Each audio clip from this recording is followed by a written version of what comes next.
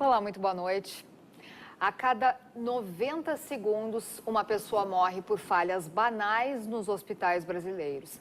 Em 2016, 302 mil mortes foram relatadas por administração de medicação errada ou por dosagem incorreta, por uso inadequado de aparelhos ou ainda por infecção hospitalar. Foram 829 casos como esses por dia. Os números são do Anuário da Segurança Assistencial Hospitalar do Brasil e do Instituto de Estudos em Saúde Complementar. Casos que fazem com que esses erros sejam a segunda principal causa de mortes em hospitais brasileiros. Lá no topo da lista, em primeiro lugar, estão as causas de mortes em hospitais causadas por problemas do coração. Então, esse número supera aí diversas outras causas de mortes que nós citaremos aqui. E para debater o assunto, estão aqui conosco, recebemos no estúdio da TVE a doutora Helena Barreto dos Santos, que é médica coordenadora do programa Qualis do Hospital de Clínicas, e ainda o Guilherme Barcelos, que é médico intensivista. Muito boa noite, primeiramente. Boa noite. Boa noite. Sejam bem-vindos. Obrigada. Lembrando que esse programa está sendo transmitido ao vivo nas redes sociais no site da TVE e você pode participar pelo nosso WhatsApp 984516352. Envie a sua pergunta, o seu comentário, a sua dúvida, já que esse assunto com certeza gera muitos debates por aí, não só aqui na televisão. Eu inicio perguntando para vocês a respeito desses dados alarmantes aí que foram divulgados por esse estudo, no seguinte sentido: essas falhas, como eu disse ali, elas ficam atrás apenas das vítimas de doenças cardiovasculares, né? Mas muita gente pensa que é a violência, que são os acidentes no trânsito, que são doenças graves como câncer, que são as principais causas de morte no país, né? É o que se comenta, a boca miúda, como diz o outro. Mas, surpreendentemente, aí são os erros em hospitais que estão no topo dessa lista, e ficando em segundo lugar. Então, eu inicio perguntando a opinião de vocês a respeito desses dados. Podemos começar por ti, por favor. Bom, eu acho que, primeiro, a gente não pode chamar esse relatório de um estudo. Na verdade, ele é um relatório e ele traz dentro dele o resultado de um estudo que a gente não conhece muito bem toda a metodologia. Então, epidemiologicamente, ele tem o que a gente chama de um viés, e isso compromete a validade interna. É a conclusão de um anuário, Isso, né? Então, esse anuário, ele junta vários estudos brasileiros e vários estudos internacionais também, né, para extrapolar os dados que ele encontrou nesses estudos e nesse estudo pequeno que viu 5% de internações hospitalares durante um ano no país. Então, 5% de todas as internações em hospitais brasileiros, sendo que esses hospitais especificamente eram hospitais privados, né, que atendiam convênios ou pacientes particulares, com características que não dá para a gente extrapolar para toda a população hospitalizada no país. O que a gente sabe, de fato, por dados internacionais, de estudos esses bem desenhados, bem elaborados, que entre 7 a 15% dos pacientes que internam no hospital têm algum incidente associado ao seu cuidado, algum incidente que não deveria ter acontecido em função da sua doença de base. No Brasil, a gente tem um estudo em unidade de terapia intensiva e um estudo em hospitais. A incidência ficou em 8%, né? Mas a gente pode dizer assim, arredondando, um em cada 10 pacientes que internam em hospitais brasileiros podem sofrer algum incidente. Incidente que pode, eventualmente, nem causar dano ao paciente. A mortalidade associada a incidentes ou eventos adversos é bem menor do que esses 1 para cada 10, obviamente, né? Chega por volta de 3% dos incidentes causaram algum óbito, né, diretamente associado. O que são esses incidentes, né, e esses eventos adversos? São quedas, são lesões por pressão, são erros de medicamento, são procedimentos errados, enfim, mas grande parte deles, inclusive, são situações em que a gente nem considerava como eventos adversos até algum tempo atrás. A gente achava que, naturalmente, um paciente internava no hospital e podia ter uma embolia pulmonar, por exemplo, podia cair do seu leito, enfim. E agora a gente considera isso como condições completamente evitáveis e existe todo um trabalho para se organizar um cuidado do paciente onde a gente tenha um menor número de incidentes ou de eventos adversos. Não sei se o Guilherme. Bom, e nosso médico Guilherme, qual é as tuas considerações iniciais a respeito desses dados? Bom, acho que a primeira consideração a ser feita, eu até fiquei bem feliz que aqui a maneira como foi feita a chamada do programa não foi falado em erro médico. Por quê? Porque a gente tem visto na imprensa essa estatística sendo toda ela colocada como erro médico. Isso vem da tradução, né, dos medical errors, dos norte-americanos.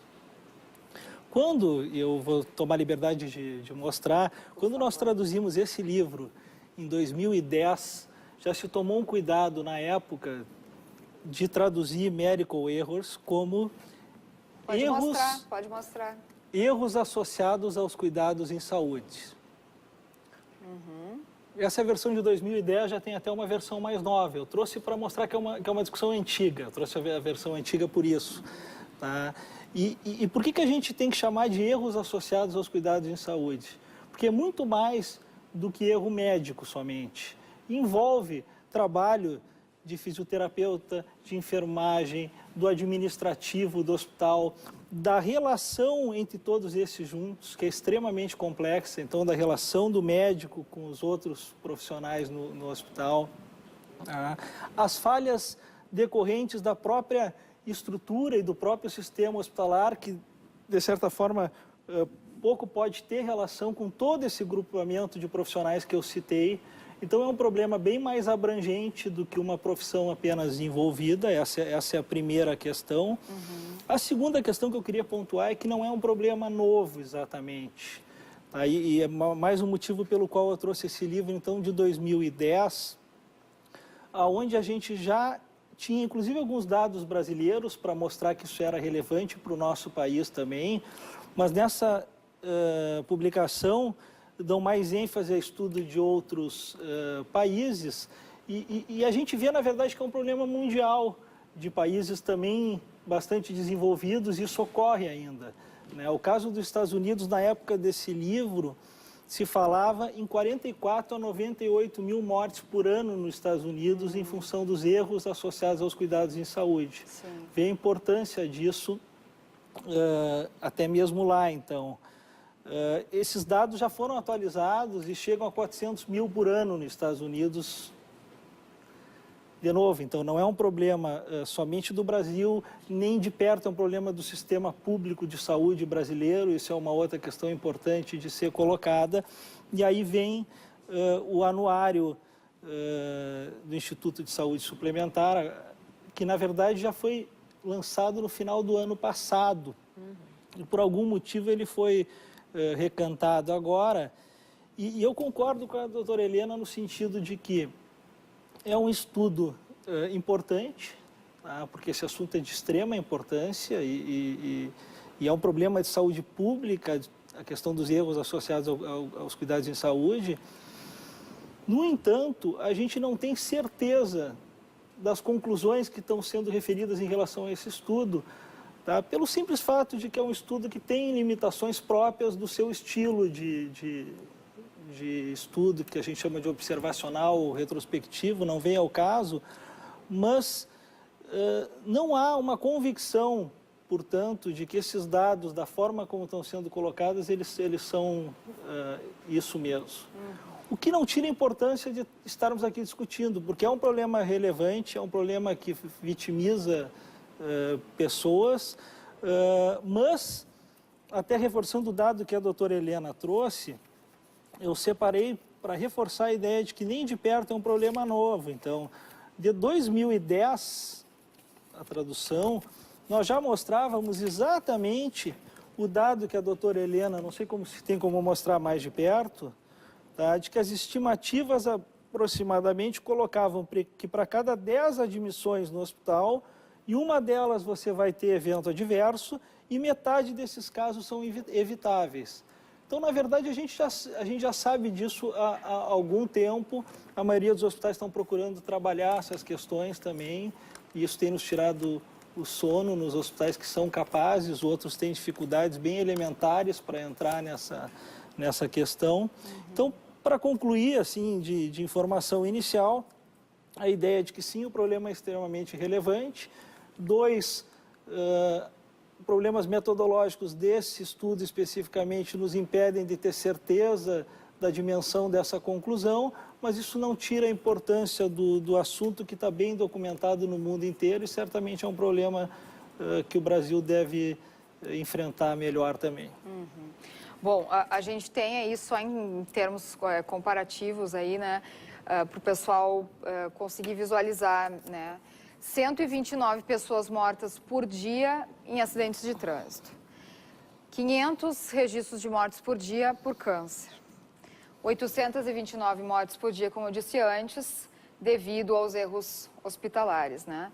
E 950 vítimas de doenças cardiovasculares, que está lá no topo da lista. A gente sabe que as mortes por insegurança, né, pela falta de segurança, elas têm aumentado constantemente, como a própria polícia divulga, assim como de algumas doenças também. E nesse caso, como é que vocês veem a evolução disso? Há quanto tempo vocês percebem que isso está ocorrendo e está aumentando? Como é que vocês veem? Eu só vou insistir, 829 mortes é uma extrapolação. O dado original, o dado do anuário é que entre 100 mil mortes e 300 e poucas mil mortes podem acontecer. Existe um intervalo muito grande, né? E os próprios autores falam de que poderia ser a segunda ou a quinta causa de morte, mas sempre extrapolando. Sim. Vejam bem, foram 5% das altas hospitalares em um ano que foram estudadas. A partir desses dados, então eles extrapolaram, usando outros estudos também, e estimam esse número de óbitos. Só para a gente... Eu não quero tirar a importância desse assunto. A gente trabalha e se dedica a isso todo dia, então a gente sabe que é importante, né? Há quanto tempo se discute isso no Brasil? Tu comentaste, há quanto tempo se sabe disso? Há quanto tempo se discute segurança do paciente no Brasil? Por volta de 2005, depois desse relatório que o Dr. Guilherme falou, que saiu no ano 2000 nos Estados Unidos, a Organização Mundial de Saúde estabeleceu um programa de segurança do paciente e o Brasil logo a seguir aderiu a este programa. E tem várias iniciativas, a higienização de mãos, a cirurgia segura, são iniciativas da Anvisa, que promove isso junto aos hospitais. E, finalmente, em 2013, uma portaria do Ministério da Saúde foi escrita definindo o programa, então, de saúde, de segurança do paciente no Brasil, com uma RDC, uma resolução da diretoria colegiada, enfim, definindo como se estruturaria isso, como deveria se estruturar isso dentro das instituições de saúde. A gente tem, por exemplo, em Porto Alegre, tem algumas iniciativas em vários hospitais, tem vários hospitais que são inclusive acreditados, ou seja, passaram por uma avaliação sobre a qualidade e a segurança da sua assistência. O Hospital de Clínicas é um deles. Estou louca para te perguntar sobre isso. O Hospital Moinhos de Vento, Mãe de Deus, a Santa Casa já foi, a PUC tem Clínicas. O Hospital de Clínicas, sim. Nós somos acreditados pela Joint Commission International como um hospital que presta assistência, faz ensino e faz pesquisa. Mas na cidade de Porto Alegre, a Vigilância Sanitária tem um comitê de segurança do paciente que reúne todos os hospitais, representantes de todos os hospitais e que no dia 17 de novembro, agora passado, fez um encontro sobre segurança do paciente. O sindicato dos hospitais, o Sindiospa, também tem um núcleo e está discutindo ações conjuntas na segurança de medicamentos, porque a gente tem profissionais que trabalham em vários hospitais, então a gente usa algumas codificações ou sinalizações que não são iguais para todos, em todos os hospitais. Está se trabalhando isso. E a Rebraensp, que é uma rede brasileira de segurança do paciente, que dos profissionais de enfermagem já estabeleceu aqui em Porto Alegre uma padronização de uma pulseira que indica risco de queda dos pacientes. Ou seja, existem várias ações que são conjuntas de hospitais de Porto Alegre, de estabelecimentos de saúde, inclusive da própria Secretaria Municipal de Saúde, através da Vigilância Sanitária, que tenta minimizar o impacto desses incidentes, evitar que aconteçam e minimizar o impacto quando isso acontece. Então... Ainda voltando para os números que tu reforçastes, o anuário, o estudo desenvolvido que gerou o anuário, ele procurou, a partir de hospitalizações, situações onde aparecessem o que eles chamam de situações adquiridas dentro do hospital. E a partir dessa estatística das situações adquiridas se fez todo um trabalho que envolve uma estimativa com dados absolutamente externos ao estudo, a maioria deles para chegar ao resultado final. O que ocorre é que esse cenário é muito mais complexo, porque as condições adquiridas dentro do hospital, algumas delas não necessariamente têm relação com erro. Esse é o primeiro ponto. Então, se você assumir que essa estatística, da forma como foi apresentada, tem relação com as condições adquiridas, isso já denota uma fragilidade do dado. Assim como é muito difícil ter certeza, poder estabelecer um nexo causal entre aquilo que se viu e as mortes mencionadas. A gente talvez não possa garantir algo além de uma associação, e a associação não é relação causa e efeito. O relatório, portanto, ele tem limitações evidentes. Mas não é o caso de tirar a importância disso e é necessário que se trabalhe nessa questão de forma intensa. E aí vem uma questão que eu queria pegar de uma fala tua inicial, da questão dos erros banais. O problema está exatamente no aspecto de que essas questões envolvem, na sua maioria, erros que muito longe de banais são extremamente complexos. Na verdade, a organização hospitalar, por si só, é extremamente complexa. E esses erros extremamente complexos, para tentar caracterizar um pouquinho essa ideia da banalidade desses eventos, eu queria trazer um exemplo, que é a retenção de corpo estranho dentro da barriga das pessoas, já que a gente está falando com o público leigo, quando eventualmente um paciente é operado e fica uma gase. E como a gente ouve esses casos, né? E de fato são comuns. O que a gente tem na literatura é que isso talvez aconteça em torno de um caso para cada 5, 10 mil cirurgias realizadas.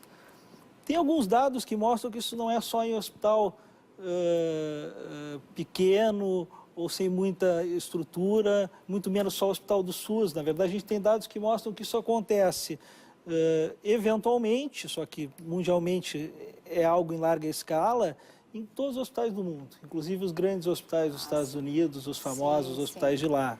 Tá? E muito pouco esse problema especificamente está relacionado com um cirurgião que não estivesse fazendo o que tinha que fazer, que estivesse pouco preocupado e deixou aquele objeto dentro da barriga. O que a gente sabe desse evento especificamente, que a coisa é muito mais complexa que isso, geralmente é um bom cirurgião numa situação em que está correndo contra o tempo, uma cirurgia que teve intercorrências, sangramento, necessidade de estancar o sangramento e não prolongar a cirurgia. Tá? Há uma barreira muitas vezes feita, que é a contagem das gases, né? Você bota gases para dentro e tem que contar para ver se saíram todas, né? Esse processo é muito pouco dependente do médico, tá? Então é outra barreira, é outro profissional que geralmente faz isso dentro dos blocos cirúrgicos. Tem estudos que mostram que mesmo onde é feito esse tipo de contagem, escapam gases. Tá? As soluções para isso parecem ser muito mais tecnológicas ou questões que envolvem mais barreiras e não tanto depender de um médico, né, Helena, de um médico melhor ou mais atento, ou que esteja mais preocupado com aquele paciente. Então, nem de perto é um aspecto banal. E Nos Estados Unidos, onde isso começou mais forte, aquele relatório que teve lá em 99, foi do Institute of Medicine, que mostrou, fez um alarde grande lá e as coisas começaram a acontecer lá mais cedo do que aqui. A gente tem dados mostrando que as soluções para isso têm começado depois de pelo menos uma década de trabalho intenso lá. Então, eu e a Helena, a gente conversa muito sobre isso, apesar de que chama muita atenção essa discussão na mídia, de que quando é conosco, com o familiar da gente, a gente quer justiça e quer que as coisas sejam resolvidas para ontem. Infelizmente, esse problema não tem solução simples e aqui no Brasil, particularmente, isso é um trabalho de formiguinha para ser feito pelos hospitais para algum impacto nesse tipo de evento ao longo dos próximos anos. Isso não se resolve de uma hora para outra. Bom, eu tenho uma pergunta de um telespectador aqui que eu já vou unir com uma informação que eu quero falar novamente aqui com vocês. Tiago Zanotelli pergunta se acontecem tantos erros primários em hospitais brasileiros, boa parte da causa seria na formação de técnicos em enfermagem, pois são eles os responsáveis pela maioria dos procedimentos básicos, não é mesmo? Essa é a pergunta do Tiago. E antes de vocês responderem, então, eu vou só citar novamente quais as falhas que foram citadas nesse anuário, né? Que seriam consideradas falhas banais, como já corrigiste aqui, que não são banais, erros de dosagem ou de medicamento, uso incorreto de equipamentos e infecção hospitalar estão entre essas falhas, né? Então, gostaria, então, que vocês respondessem aí o Tiago dentro desse contexto. Uma das coisas que uma das maneiras de se melhorar a assistência realmente é a capacitação dos profissionais de saúde, né? Isso é uma delas. Isso é um problema complexo, tá? Como o Guilherme falou. E a gente usa a teoria do erro humano, né? E do erro, ou enfim, dos incidentes que acontecem em um processo, seja ele processo de cuidado ou qualquer outro processo, geralmente aquela causa mais proximal, né, ou a pessoa errou o medicamento, ela é o final de uma série de fatores contribuintes e a gente não analisa nessa perspectiva de a pessoa errou, trocou o paciente e entregou o medicamento para outro, ou a pessoa prescreveu errado. Existe uma série de coisas que contribuem para aquele desfecho, né? Isso é uma teoria de um psicólogo britânico, James Reason. Ele usa uma teoria até do queijo suíço. Ele diz que as fatias de queijo são barreiras, né? E uma das barreiras pode ser a capacitação das pessoas, mas tem outras tantas que a gente pode fazer. E em algum momento todas essas barreiras podem falhar e o incidente acontece, né? Então pode ser a falta de um paciente que não tem a sua pulseira de identificação, ele trocou de lugar, por exemplo, num serviço de emergência, e a gente sabia que ele estava lá, a plaquinha dele não trocou, a pessoa conferiu o nome. Algumas vezes a gente pergunta para o paciente o nome dele e ele confirma e não é aquele paciente. Ou seja, é um ambiente tenso para todo mundo, assim, tenso no sentido de que a gente vai para lá trabalhar todos os dias em um hospital ou num posto de saúde, um ambulatório, num consultório, para tratar das pessoas, e isso todo mundo vai para acertar, né? Então, o que nos faz não acertar não é só um problema nosso, né? Então, técnicos de enfermagem bem capacitados, mas principalmente um ambiente onde esses técnicos de enfermagem trabalham, onde eles podem apontar coisas que eles acham que podem dar errado também e se sintam à vontade para falar das dificuldades que eles têm, o que a gente chama de cultura de segurança, é um lugar que também proporciona a redução desses incidentes, né? Bom, quanto a esse, sim, se a gente vai olhar o que existe de registro, inclusive notificações na Agência de Vigilância, na Anvisa, né, que é uma notificação nacional, o maior número de casos de incidentes ou de eventos adversos reportados são quedas em pacientes, são lesões por pressão, aquelas lesões, as feridas que acontecem quando as pessoas ficam muito tempo deitadas, não conseguem se mobilizar. Uhum. E as infecções hospitalares também são situações evitáveis. Então, são eventos adversos que a gente considera, sim, né? E existe aquela meta de 0 infecção. Infecção associada a algum uso de uma sonda vesical, por exemplo, quando o paciente não consegue urinar e coloca uma sonda na bexiga. Infecção associada a um catéter venoso central, que é aquele catéter que a gente passa no pescoço, embaixo aqui na subclávia, para administrar medicamentos. Infecções associadas à ventilação mecânica do paciente. Todas essas são infecções adquiridas no hospital e que a gente tem uma série de ações para reduzi-las, mas são incidentes realmente que estão entre os mais frequentes. Certo. Doutor. Tiago, o nome do espectador que perguntou, né? A pergunta do Tiago me fez lembrar daquele caso, Helena, da técnica de enfermagem. Esse caso foi amplamente divulgado na mídia no Brasil inteiro, de uma técnica de enfermagem que acabou colocando vaselina na veia de um paciente. Eu não me lembro nem qual foi o grau de dano, mas às vezes foi a óbito. E esse evento foi muito comentado no Brasil inteiro. E de alguma maneira houve um linchamento dessa profissional nas redes sociais. E ela própria dá uma entrevista fantástica, porque o grau de sofrimento daquela profissional depois daquele evento, na entrevista que ela deu, é algo marcante.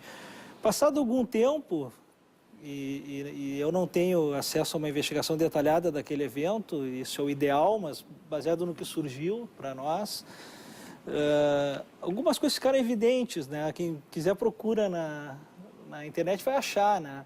Era uma profissional que foi atrás de um frasco de soro no armário, onde tinha frasco de soro e frasco de vaselina um ao lado do outro, e praticamente sem diferenças entre o frasco de soro e o frasco de vaselina, ela acabou pegando o frasco errado.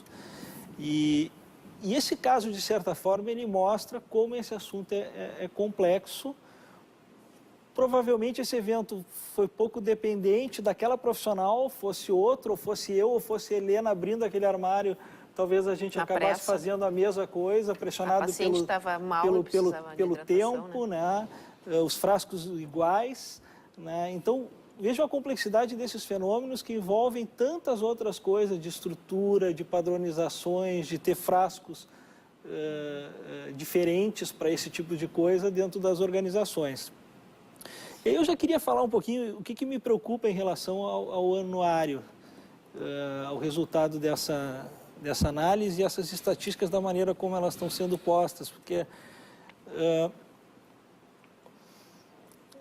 é um grande alarde que está sendo gerado, ele em parte, eu não nego, ele é justificado, tá? Mas eu vejo isso chegar em 2 tipos de instituições hoje no Brasil, tá? Nas instituições que já estão tentando trabalhar essas questões de uma maneira séria, e se isso chegar como pressão, além do que já existe, talvez venha mais atrapalhar do que ajudar, porque os pacientes ainda precisam ter uma noção de que, apesar dessas estatísticas, os hospitais mais salvam do que matam gente. E que o sucesso de um tratamento dentro do hospital depende também das boas relações e da relação de confiança daquele paciente com aquela instituição e os seus profissionais. Certo. Então eu temo, para finalizar, que aonde as coisas estejam sendo feitas no sentido de atacar esse problema que eu reforço é histórico, isso na verdade possa trazer pressões negativas. E aonde nada ou muito pouco tem sido feito em segurança do paciente no país, eu temo que isso só acue o profissional da ponta, baseado num exemplo. Recentemente, eu assisti a descrição de um projeto num curso de pós-graduação de segurança do paciente, que apresentava uma iniciativa num hospital com uma série de dificuldades, onde eles avaliavam uma tentativa de aumentar a adesão à lavagem de mão, que é algo fundamental para diminuir a infecção. E em determinado momento, eles acompanhavam isso pelo consumo de álcool gel, que é a forma com que a gente vê se os profissionais estão lavando a mão, e em determinado momento despenca o consumo de álcool gel. E disse, o que aconteceu ali? Eles não, simplesmente o hospital parou de comprar álcool gel.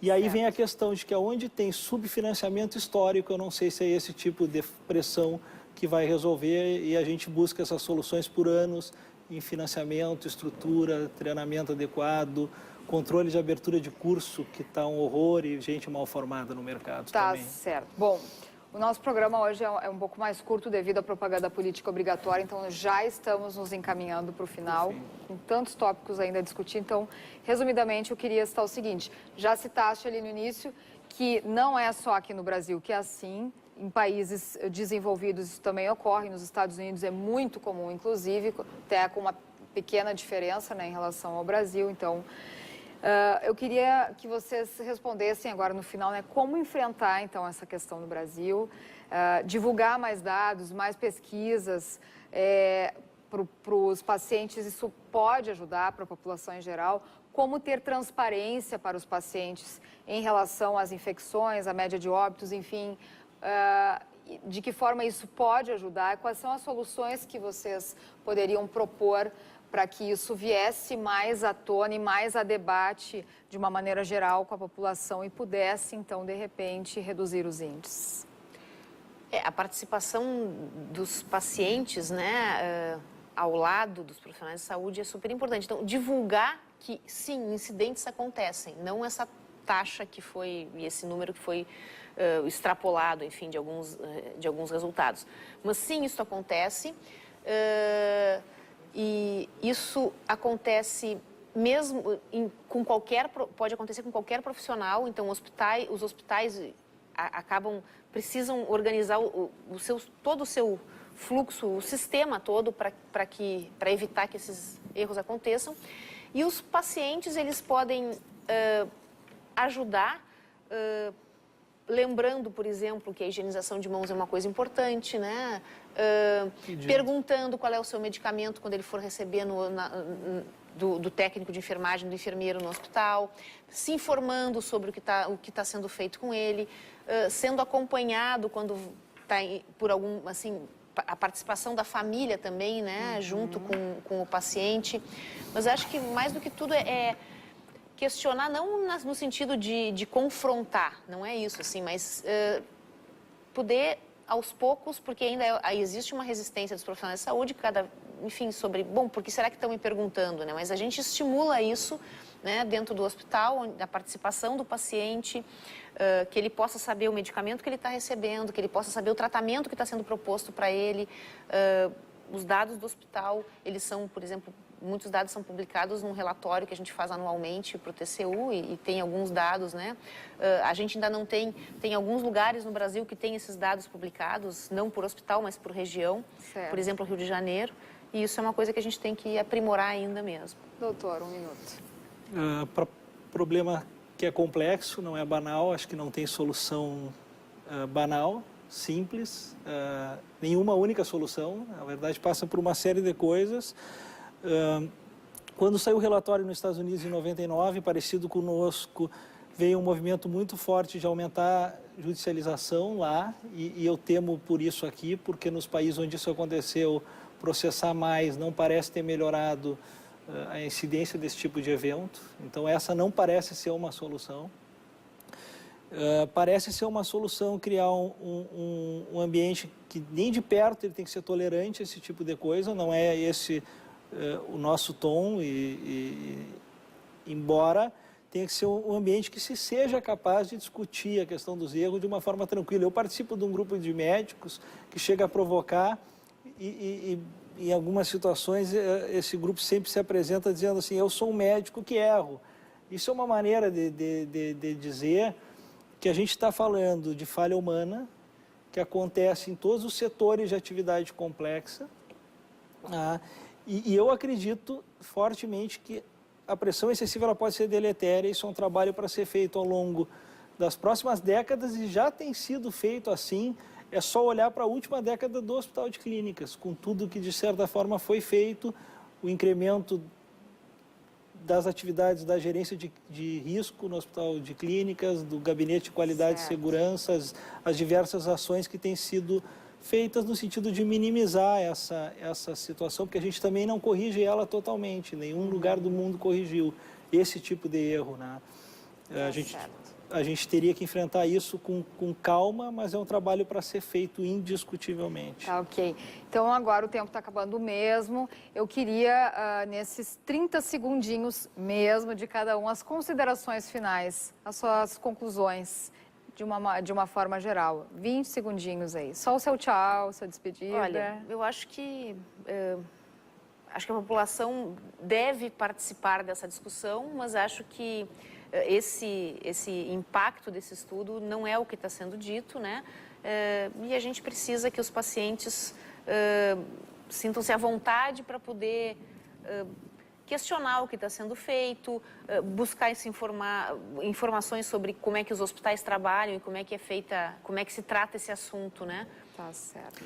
Eu acho que é mais do que devem, assim, 30 segundos, eu não tenho nenhum conflito 20. de interesse com esse livro mais, 20. Porque em algum momento ganhei para traduzi-los, mas não ganho mais. Eu acho que a população pode começar a ler dessas fontes que trazem essa questão de uma forma um pouco diferente da forma como esse anuário está sendo trabalhado na mídia dos últimos tempos. São dados técnicos, mas dizem respeito às pessoas, então acho que elas devem ler e entender melhor esse fenômeno e como ajudar, que o paciente, eu acho que tem um impacto grande de poder ajudar nisso aí. Muito obrigada pela dica, obrigada pela participação. Agora, propaganda política obrigatória. Voltamos amanhã com mais um debate. Boa noite.